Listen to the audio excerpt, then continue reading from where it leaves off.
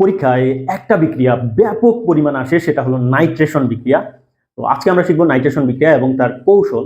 Nitration বিক্রিয়াটার সংজ্ঞা এমন: গাঢ় সালফিউরিক অ্যাসিডের উপস্থিতিতে নাইট্রিক অ্যাসিডের NO2 মূলক দ্বারা বেনজিন বলয়ের সমসংখ্যক হাইড্রোজেন পরমাণু প্রতিস্থাপনের বিক্রিয়াকে নাইট্রেশন বিক্রিয়া বলা হয়ে থাকে। এই নাইট্রেশন বিক্রিয়ায় প্রভাবক হিসাবে সালফিউরিক অ্যাসিড ব্যবহার করা হয়, আক্রমণকারী বিকারক হিসাবে নাইট্রিক অ্যাসিড থাকে, এবং কার্বন সংবলিত যে অংশটা থাকে সেটা হলো সাবস্ট্রেট, সেইটা হিসাবে থাকে হলো আমাদের বেনজিন। এই বিক্রিয়াটা 3 ধাপে ঘটবে। তো প্রথম ধাপে কি হবে? আমাদের প্রভাবক এবং আক্রমণকারী বিকারকের মধ্যে একটা বিক্রিয়া ঘটাইতে হবে। প্রভাবক হিসেবে আছে কি সালফিউরিক অ্যাসিড, এবং আক্রমণকারী বিকারক নাইট্রিক অ্যাসিড, উভয়ই অক্সো অ্যাসিড।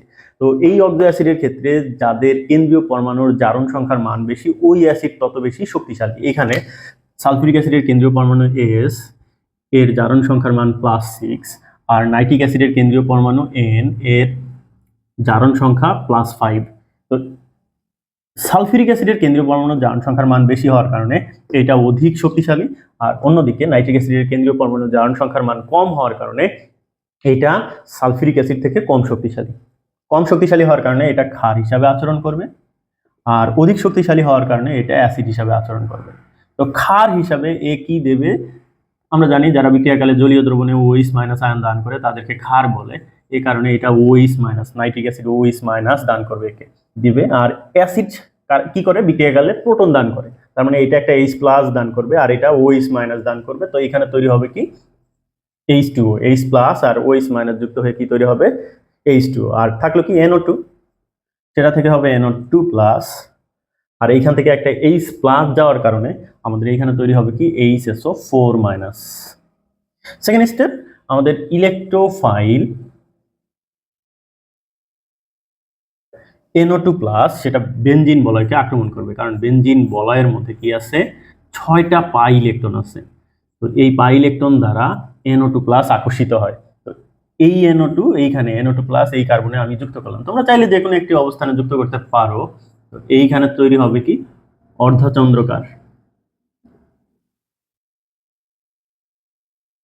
মানে আমাদের এই বেনজিনের রিংটা ভেঙে যাবে। কেন ভাঙবে? NO2 হলো প্লাস, তো এই কার্বনকে হইতে হবে মাইনাস। তো বন্ধনের ইলেকট্রন এখানে স্থানান্তরিত হবে, এই কারণে এই কার্বন ঋণাত্মক চার্জ বিশিষ্ট হবে, আর অপর কার্বনটা হবে কি ধনাত্মক চার্জ যুক্ত হবে।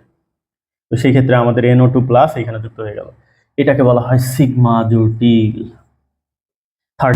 থার্ড স্টেপ হলো উৎপাদ তৈরি। এরপরে আমাদের এই সিগমা জটিলকে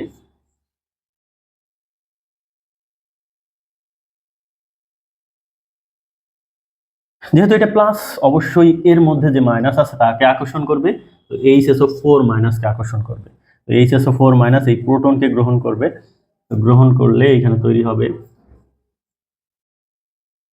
NO2 থাকবে শুধু এখানে, আর এই H+ SO4- এর সাথে যুক্ত হয়ে এখানে H2SO4 তৈরি করবে, আর বন্ধনের ইলেকট্রন এই কার্বনে ঢুকে আমাদের রিংটাকে পরিপূর্ণ করে দিবে।